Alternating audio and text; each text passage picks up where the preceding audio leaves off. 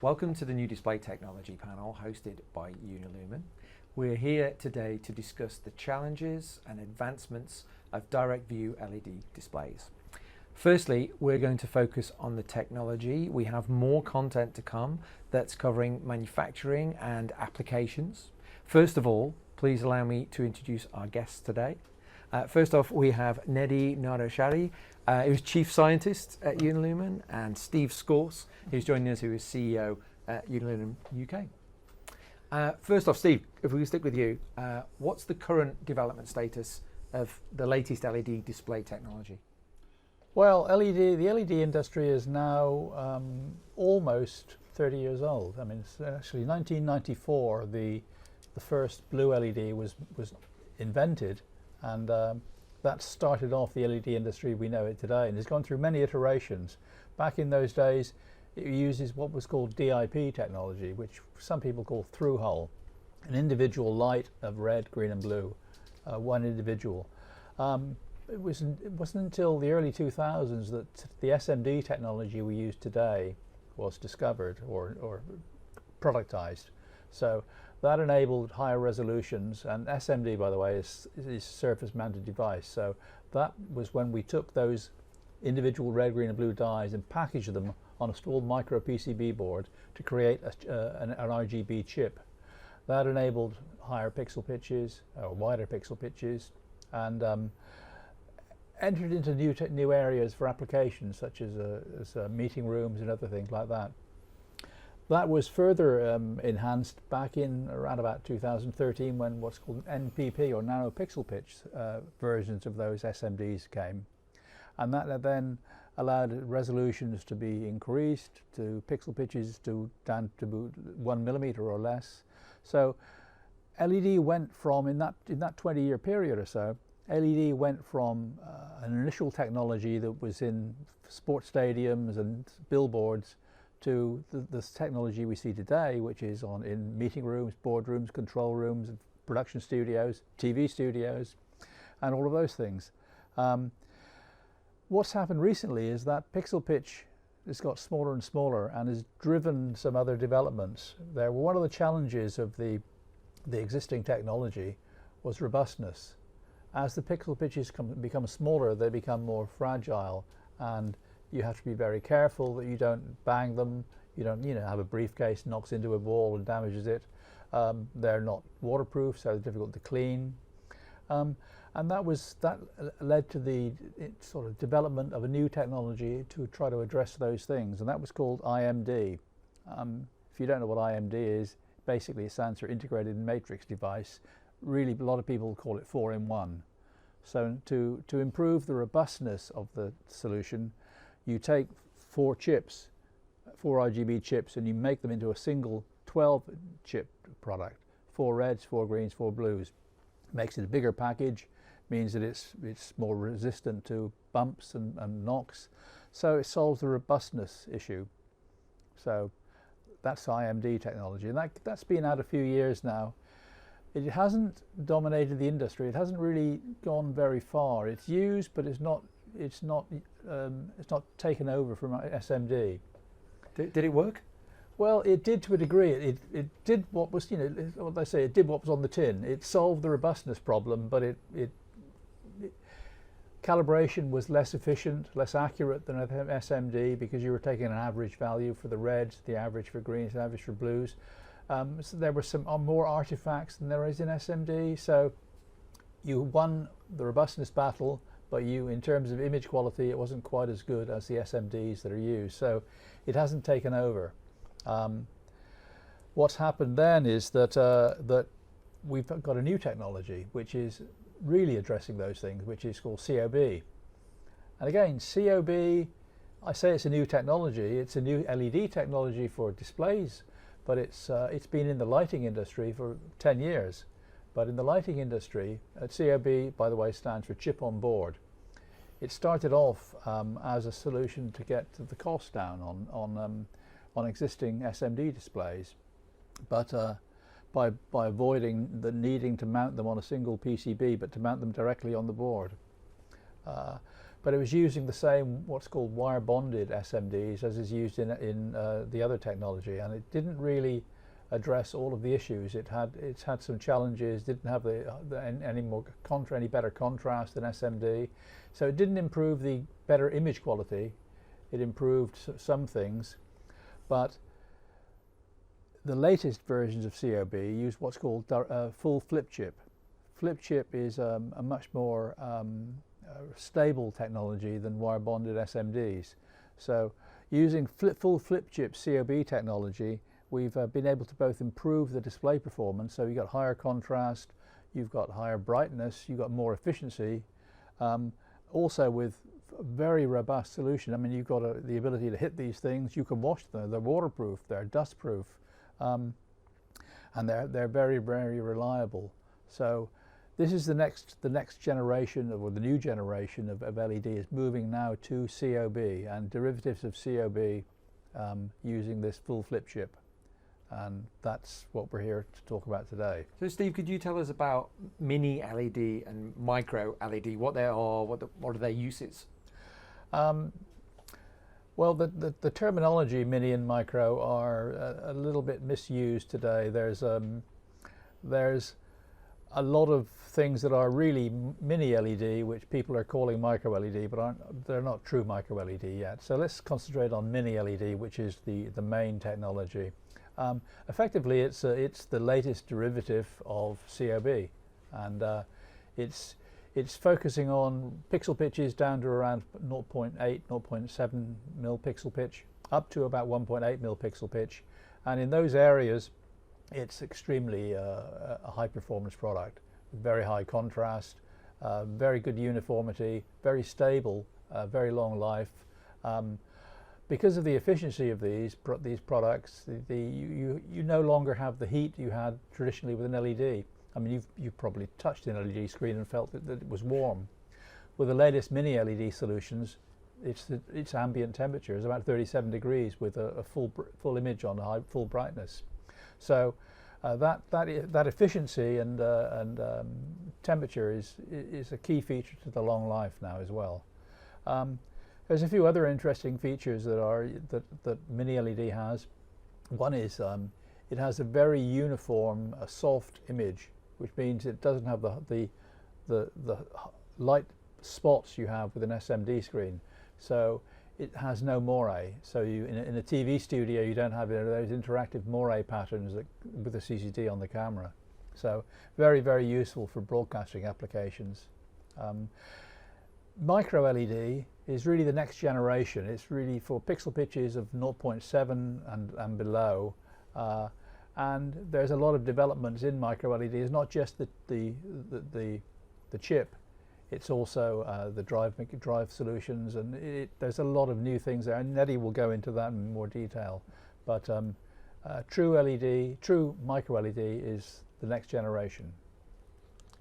Fantastic. And Neddy, if we could turn to you, what are the technologies that will be consequential to the short-term and the long-term future of the direct view display industry? So our industry is actually going through a stretch of accelerated, progressive, advanced technologies. This isn't normal because we are not necessarily known to be a high-tech industry. And the technology vectors that are relevant to us is way beyond just the LED technology or how the LEDs are packaged and so forth. It's a wide range of things that we in our industry are working on towards performing better and developing quality products and so forth. And it's important to actually talk about those things in advance of talking about the stuff that most people relate to, which is the LED technology. So, and maybe a brief mention of those things is not a bad idea. These range in the area of system design, in terms of control, and in terms of precision in mechanical design, precision in mechanical fabrication, as well as the LED itself. The LED itself is actually very relevant to our technology as it really relates to not only how we package it, but how we address the future needs of the NPP or narrow pitch products and so forth.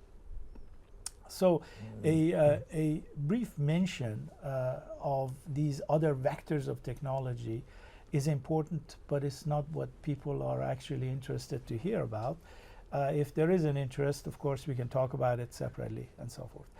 But as it relates to how we develop LEDs and how we address the future needs of the NPP, we can actually talk about the LED packaging and LED development itself. As it relates to LED, for example, I can tell you that there are a lot of new innovations in the fabrications of the LED. And it is not just the fabrication of the RGB dyes, but sometimes sort of a completely new way of thinking about how you develop R, G, and B, and so forth. So one of the things that deserves a mention is the unification of these wafer developments. So today, of course, the green and blue are developed on gallium nitride, and the red is actually developed in a different process. And some of these two are actually combined in the process we call color conversions and so forth. But there is a methodology and also a sort of a field of advancement in terms of how you unify these wafer developments. So not to separately develop green, blue, and red, but to maybe develop all of them at the same time using the same process.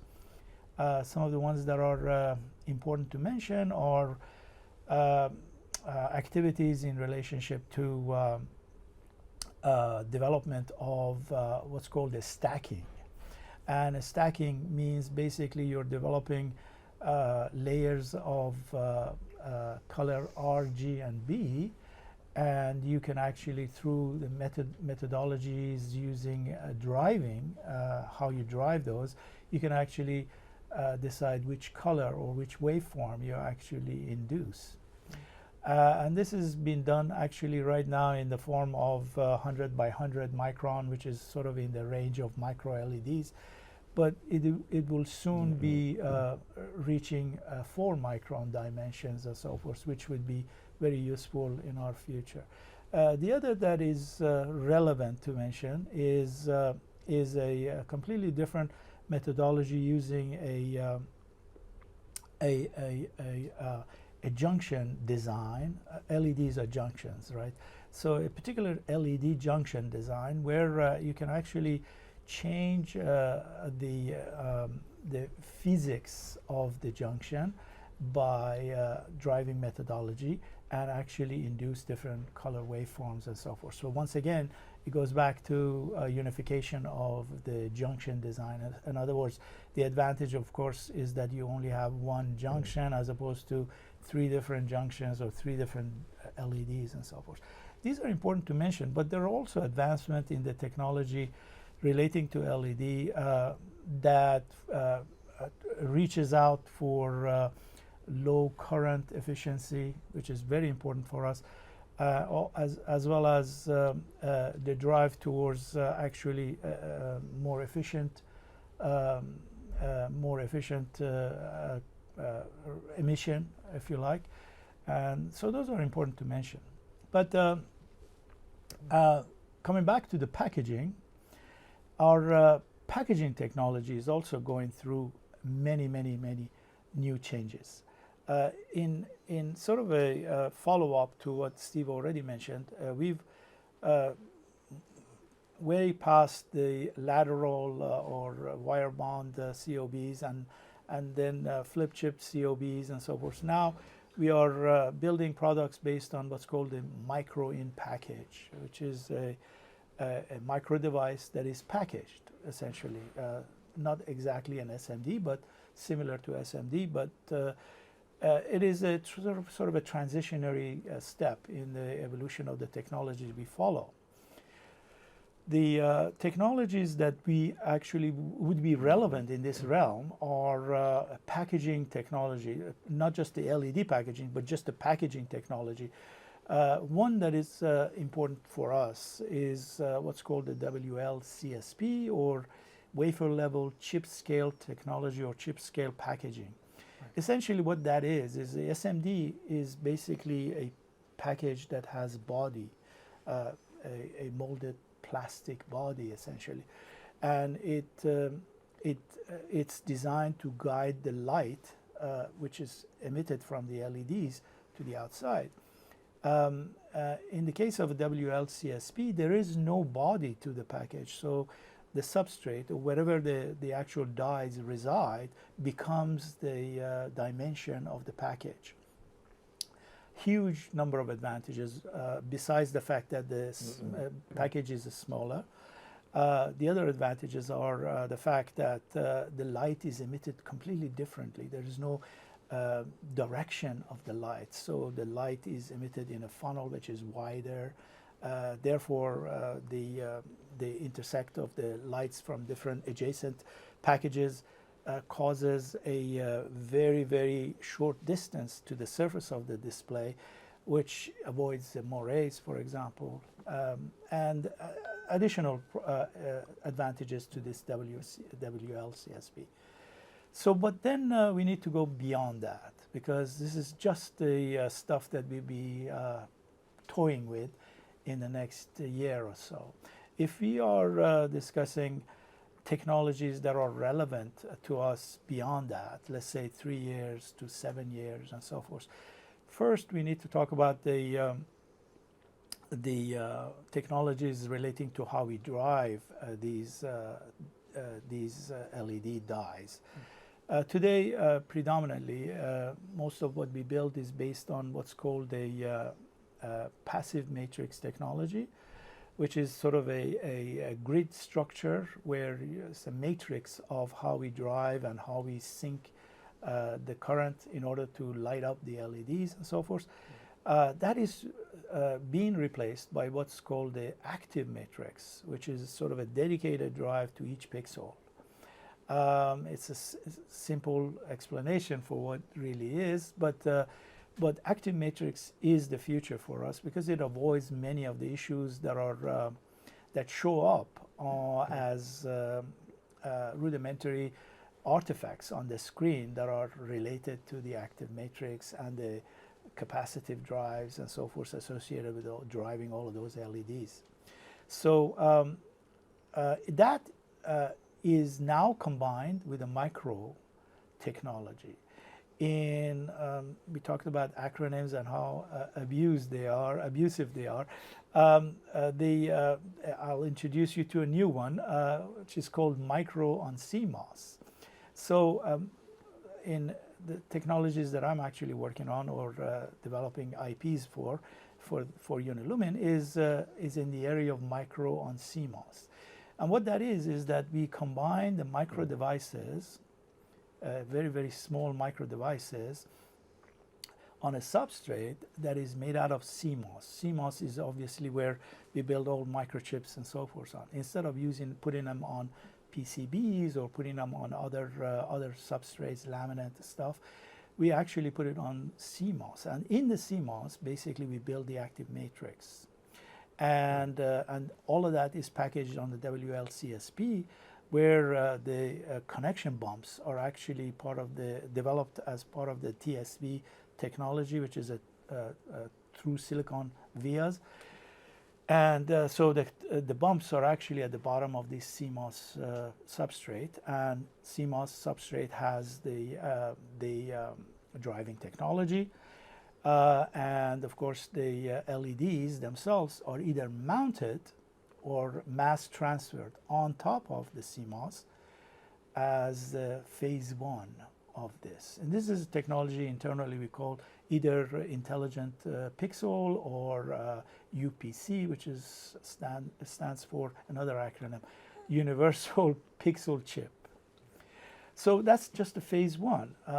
Going forward, actually, by the way, I forgot to mention that the CMOS not only includes the drive mechanism for the LEDs, but it can also include a lot of other functions, such as sensors, such as touch sensing, whole IR sensors for on-camera tracking, a lot of other things that are the technologies that could be embedded when the substrate is not just PCB, which is not active logic, if it's a CMOS.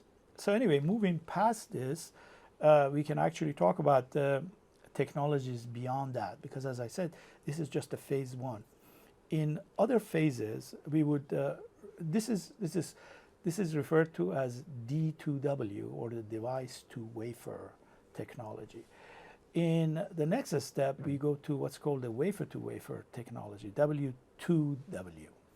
So the wafer to wafer technology basically says, okay, now that we have the CMOS active matrix CMOS device, or which is used as a substrate, then what we will have another wafer that has combined R, G, and B, and this time we don't move the LEDs one by one on top of the CMOS.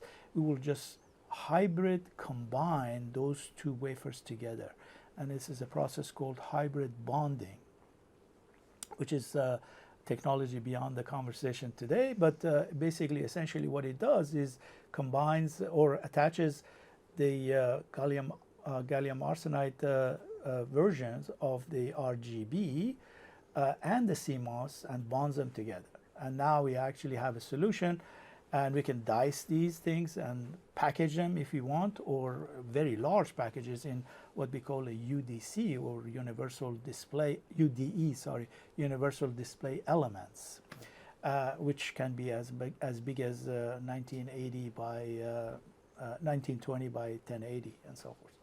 So anyway, these are the technologies that are that we will see in the next 5 years. And I think going beyond that, there's also a push towards the unification of the wafer, which is actually called the unification of wafer unification process.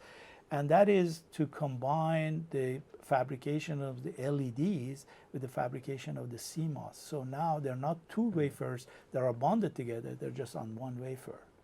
And that is a technology that awaits a couple of few challenges we have in terms of how we can actually build efficient gates, CMOS, typically CMOS, but in this case, those logic on top of the gallium arsenide, which is a process that is utilized for building the LEDs. So these are all things that are waiting for us. I wanted to go back and mention the active matrix on glass and the process of TFT, which is also another interim process. Of course, there are people that are building products like that, Samsung Wall and so forth. But there are limitations to that, and that's why I call it a transitionary technology. The limitations are that first of all, we get to that point because there's already a vast investment in LCD panel manufacturers building the same products. So it's a very sort of a natural transition for our products to be built using that technology. And what that is essentially building a different versions of these active matrix product, which is called thin film technology, or TFT.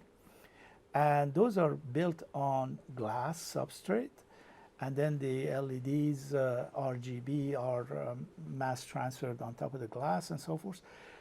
So the problem or the challenges are that the TFT is using either amorphous semiconductor, or even now the newest version of the technology, which is called LTPS, or low temperature polysilicon TFT.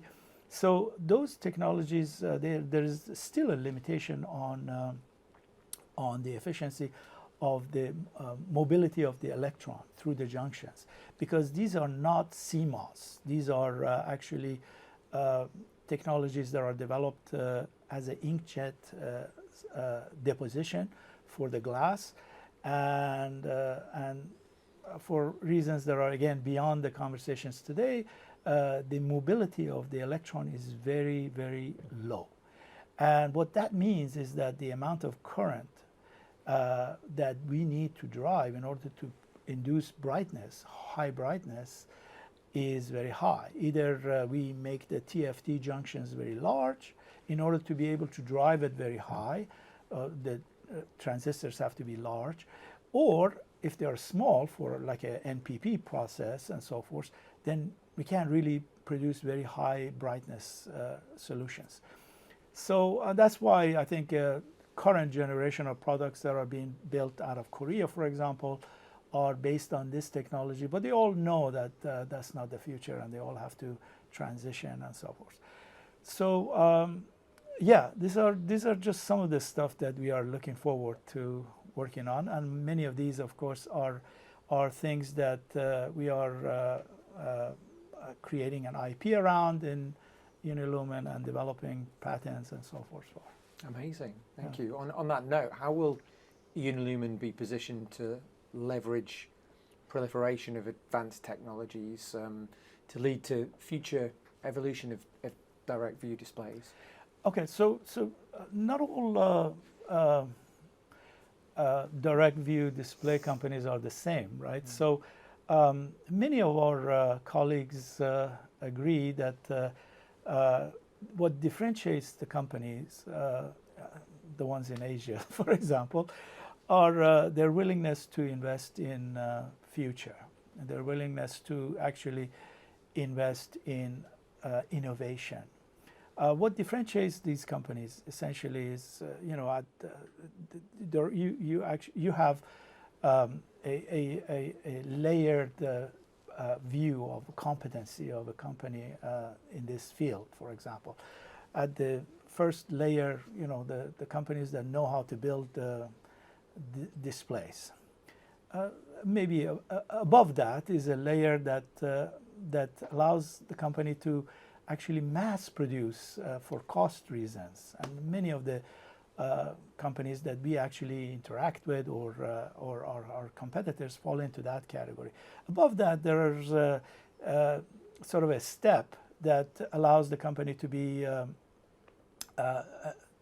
able to deliver quality and performance. And yet above that, there is the ability to build products that are quality, performance, but consistently. And that's not an easy thing to achieve. There's maybe one or two companies in our industry that actually do that. And then the very top of this is the ability to introduce your own IP or innovation into a product that is not available to other people and is valuable. And that is a rare thing in our industry. So what I have to say is that Unilumin is led by people that are willing to invest in future and are willing to actually pursue R with the capital R, not just R&D and so forth. And to that extent, there's a lot of effort that I lead in the company that focuses on technologies that are relevant not just immediately, but 5 to 7 years from now. Fantastic. Thank you so much for all that valuable information.